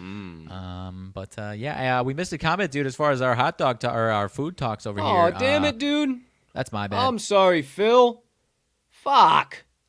Let's see. Big smoky, big hot dog with your favorite toppings. Ooh, a big red Smokies. Hey, shout out Phil. Hey, we'll put him on there. Our man Phil, in case he is in the. I saw, dude. We had a shitload of people in the chat earlier. They must have had to go to lunch or some shit. We had a bunch of people in the chat earlier. So, gosh, hey, Mags. Watch the chat on the live show. That's my bad. I need to switch something up because I gotta look over. Look over here. No, look over here. Stop looking over there. Why. No, I know. I have two different windows. One with notes. One with our screen, and I have the notes covering everything except for the screen. So I gotta figure out how to switch that up a little bit. I see. Or maybe just take down your notes after we're done with bets. Yeah, that too, especially in this scenario, that would have 100% worked. I didn't need it at all. I'm trying to move us around and do tickers and do all. I just need the damn messages. That's all right. We appreciate you, Phil. Thanks for hopping in. Yeah, I've never been to. Cincinnati? I've never been there. Yeah, I've never been that. You ever been to that ballpark? No, I haven't. Been to a lot of stadiums, but not that one, no. A Big Red's Smokies. Big old hot dog with your favorite toppings. Hot damn. Shout out, Phil. We appreciate the hell out of you, man.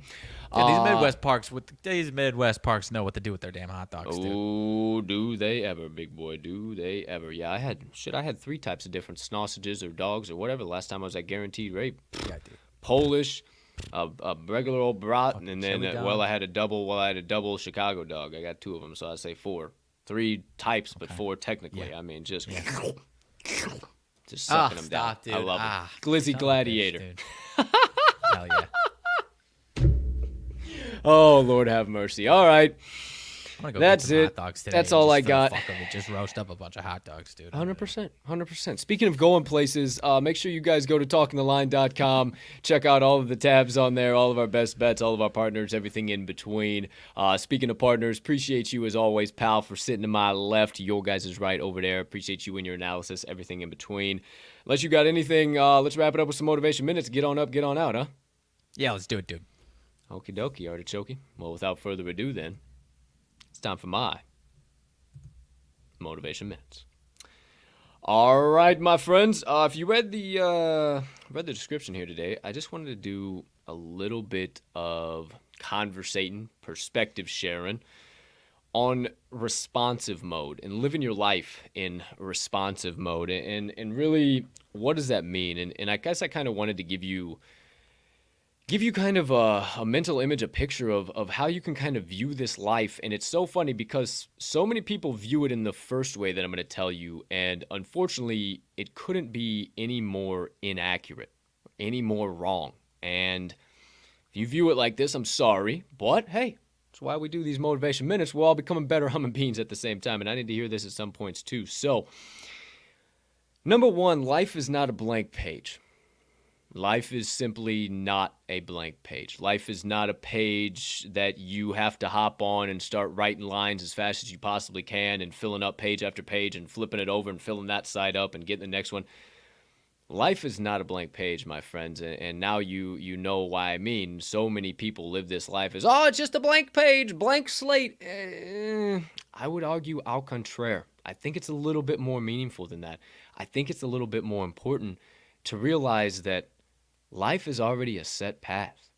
Life is already on the road to your destination. You are already on a path that nobody else is on.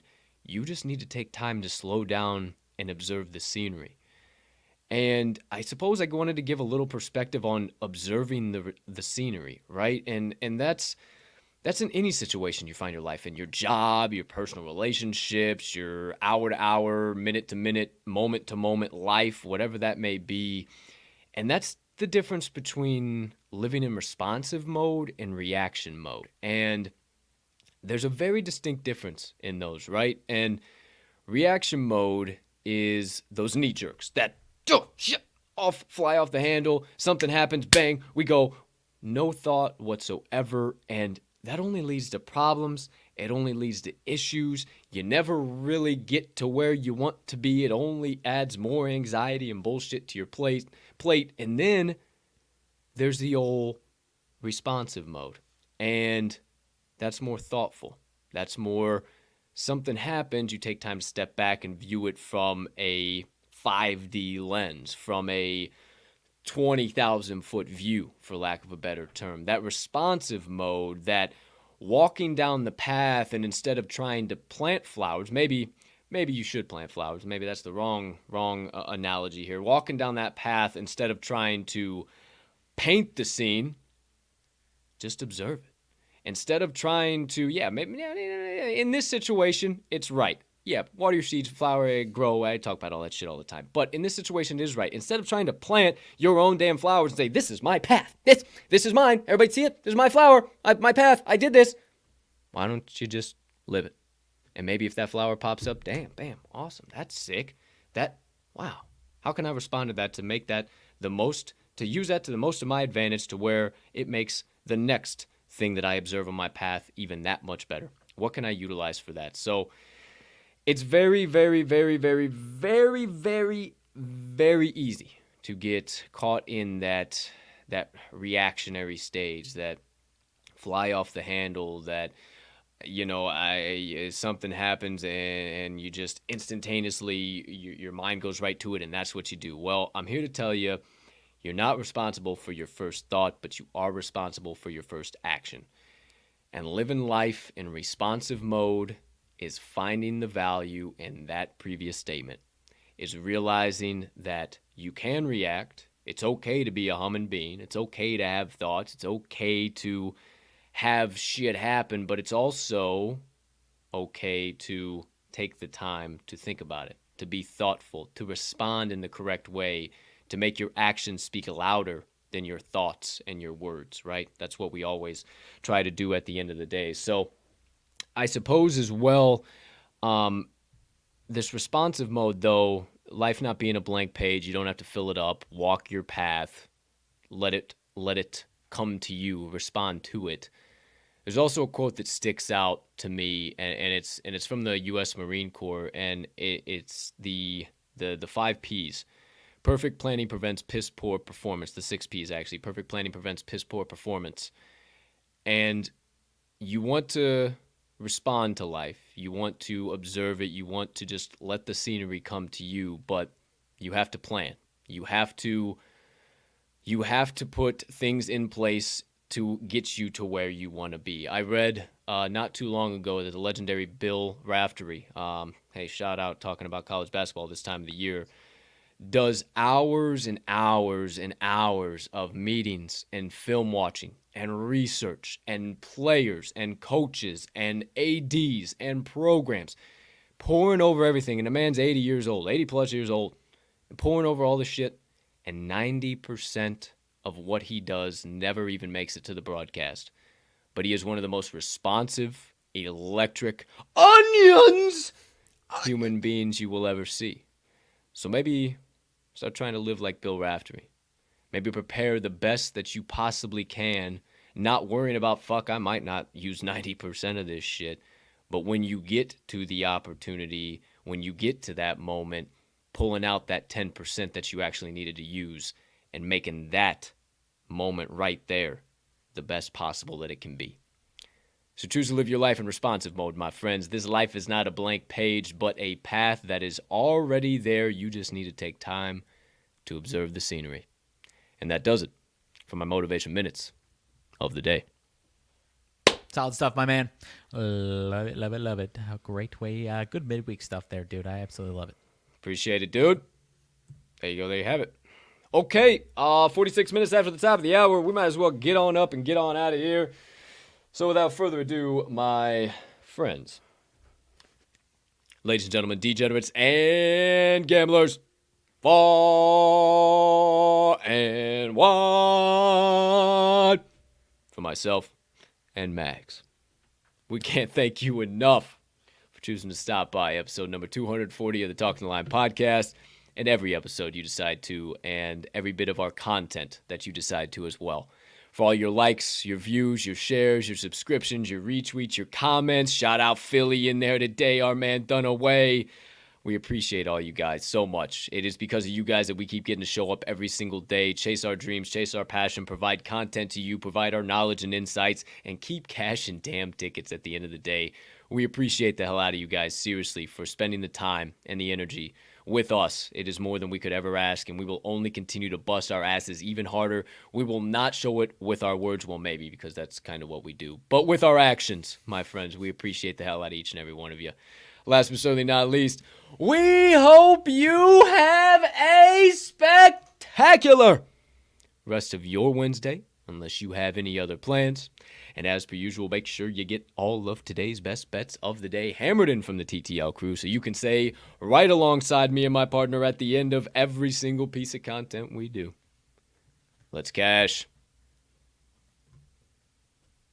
some tickets. It's what the kids want.